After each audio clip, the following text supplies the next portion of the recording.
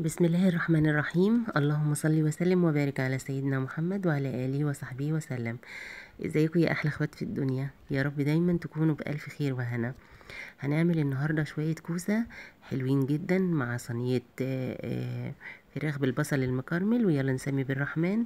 عندي معلقة من التوم كده نزلت بيها على 3 معالق من الزيت، وهنبتدي نشوحه لحد ما اللون بتاعه الحلو بتاعنا يطلع. ننزل على طول كده بالطماطم المعصورة بتاعتنا زي ما احنا شايفين، اللهم بارك، لونها حلو جدا، فانا مش هحتاج معايا اي صلصة خالص. انا بحاول ابعد عن الحاجات الجاهزة، سواء مرقة الدجاج او الصلصة او كده، الا اذا كانت الطبخة بتاعتي محتاجة والطماطم اللي عندي مش لونها مش واضح كده، وهتخلي الاكلة لونها مش كويس. وهبتدي اضيف كده رشة من الفلفل الاسود على الطماطم واسيبها تتسبك معايا.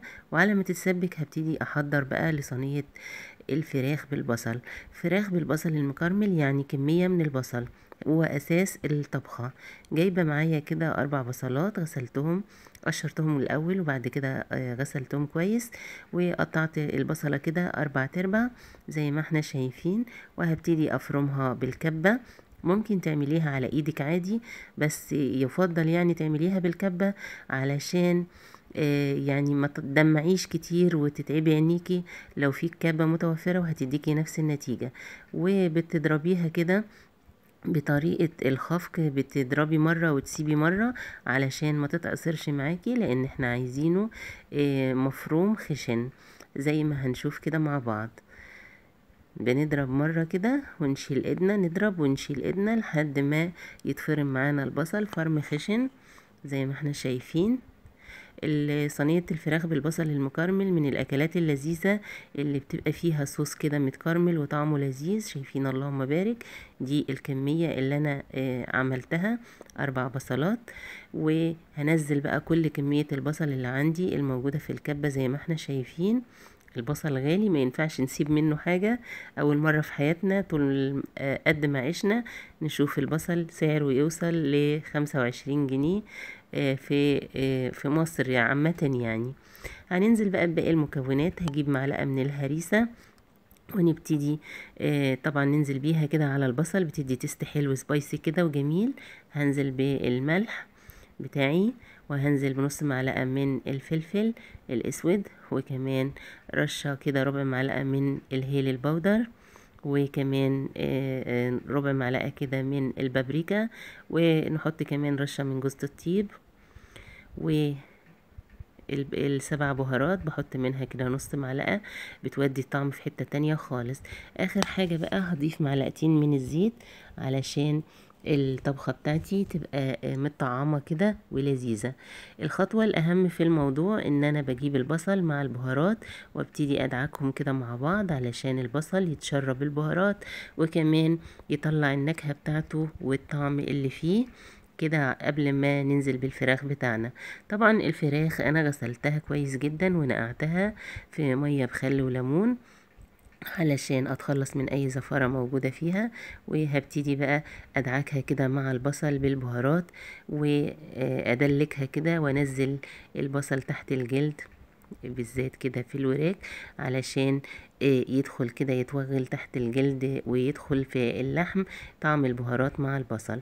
يفضل طبعا تسيبي الفراخ بتاعتك في التتبيلة ديت قد ما تقدري. يعني لو تقدري تعملي الطبخة تحضريها قبلها بوقت نص ساعة، ساعة، ساعتين، يكون افضل. الفراخ هتتشرب النكهات كلها وهتديكي تست حلوة قوي. جبت الصينية بتاعتي هدخلها الفرن او هسوي فيها، وحطيت فيها الفراخ هسمي برحمن كده وارص الفراخ، واخد برضو من البصل المتبل ده بالتوابل واحط تحت الجلد كده كمان علشان الفراخ بقى وهي بتستوي النكهات كده تتوغل تحت اللحم وتبقى طعمها خطير. باقي البصل بقى بنزل بيه كده على الفراخ علشان لما تبتدي تستوي البصل نكهاته كلها تنزل في على اللحم كده وتطعمهولي، والفراخ تبقى ألذ حاجة. ما شاء الله اللهم بارك. كده انا حضرت الصينية بتاعتي. ممكن تضيفي معلقة صلصة لو تحبي، ممكن تحب تحطي فلفل الوان، انا استكفيت كده النهارده، واستكفيت بمعلقه الهريسه. هضيف بس كده ربع كوبايه ميه من جنب الصينيه كده، وعلشان دي اللي هتتبخر وهتسوي لي الفراخ. ممكن تستغني عنها خالص، بس تحطي الفراخ على نار هاديه جدا، هتستوي على الميه اللي هتنزل منها، وكمان الميه او اللي هتنزل من البصل هتبقى تحفه جدا. انا هسويها النهارده على البوتاجاز، مش عايزه اولع الفرن خالص علشان الحر وكده. وكمان يعني عايزة يبقى في بدائل، لان لو ما عندكيش فرن تستخدمي تقدري تعملي صينية البطاطس، الفراخ بالبصل المكرمل على النار عادي من فوق، وهتطلع معاكي ألذ حاجة، وهنشوف مع بعض. في الوقت ده بقى انا كنت طبعا عملت الصلصة الاولانية عشان هعمل كوسة، وابتديت اقشر الكوسة بالمقشرة معايا بالشكل اللي احنا شايفينه. لازم الكوسة نكون غسلينها كويس جدا، لان الكوسة من النباتات اللي بتبقى فيها كمية من الرمل، لازم تتغسل كويس جدا بليفة الخضار او بايديكي، بس مع الدعك كده علشان تتخلصي من اي رملة موجودة فيها قبل ما تقشريها، لان هي حساسة جدا، ولو ما اتغسلتش الرمل بيدخل جواها. هنبتدي نقشر كل الكمية اللي عندي، وهبتدي اقطعها حلقات بالشكل اللي احنا شايفينه ده. زي ما احنا شايفين اللهم بارك. الكوسة من الاكلات المغذية جدا، مليانة بوتاسيوم، صحية جدا. بيقال ان هي بتعالج الالم طبعا، يعني لو حد اكل كوسة كتير وعنده الام في العظم او في اي مكان في جسمه، ان هي يعني بتريح الالام دي. فالكوسة صحية جدا وبيحبها الكبار، وصحية للأطفال، مفيدة. فهنعمل النهاردة طبقين كوسة كده جنب الفراخ بالبصل المكرمل. قطعتها كده زي ما احنا شايفين. الصوص بتاعي كان اتسبك كده نص تسبيكة، اقلبه تقليبة وانزل بالكوسة، تبتدي بقى تستوي معاه مع الصوص، وهو يتسبك وهي تستوي في نفس الوقت. علشان انا النهاردة مش هضيف لها شوربة، لان انا عاملة الفراخ بتاعتي فراخ بالبصل، فما فيش عندي شوربة. هبتدي اسيبها تستوي بقى كده على مهلها، ولازم الخضار يستوي على نار عالية علشان ما يفقدش الفيتامينات اللي فيه. اول بقى ما دخلت في السوا، ابتديت انزل بالملح، اظبط ملح الاكلة، وخلاص كده انا خلصت الكوسة. وكمان صينية الفراخ كانت خلصت معايا زي ما احنا شايفين اللهم بارك.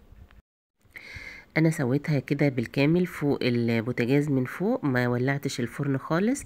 لو حابة بقى انتي تحمري الجلد كده فوق تحت الشواية، تمام، هيبقى معاكي زي الفل. بس انا النهاردة حبيت اعملها فوق البوتاجاز من فوق، واستغنى خالص عن خطوة الفرن. تبارك الرحمن. زي ما احنا شايفين البصل عامل معايا صوص حلو جدا، لونه خطير، ريحته تحفة، الفراخ دايبة ومستوية اللهم بارك. وهنشوف مع بعض كده. انا قدمتها جنب رز حبة وحبة، وكمان غرفت جنبها كده طبق من الكوسة اللهم بارك. ده شكل الفراخ دايبة دوبان، وطعمها خطير. البصل المتكرمل ده بتغمسي بيه مع الرز، ممكن تغمسيه بالخبز. وده كان يومنا النهاردة شهي ولذيذ. اللهم بارك لنا فيما رزقتنا وقنا عذاب النار. لو النهاردة الفيديو عجبكم، يا ريت تشرفوني كده بلايك واشتراك، وتفعلوا زر الجرس على الكل، وتعملوا سبسكرايب للقناة، وتدعموني بلايكاتكم الحلوة، وكمان كومنتاتكم الجميلة اللي دايما بتسعدني. ويا رب أشوفكم دايما على خير، وانتظروني في فيديوهات جديدة كتيرة حلوة ومميزة. وختاما سبحانك اللهم وبحمدك، أشهد أن لا إله إلا أنت، أستغفرك وأتوب إليك. والسلام عليكم ورحمة الله وبركاته. دمتم حبايبي في حفظ الله وأمنه.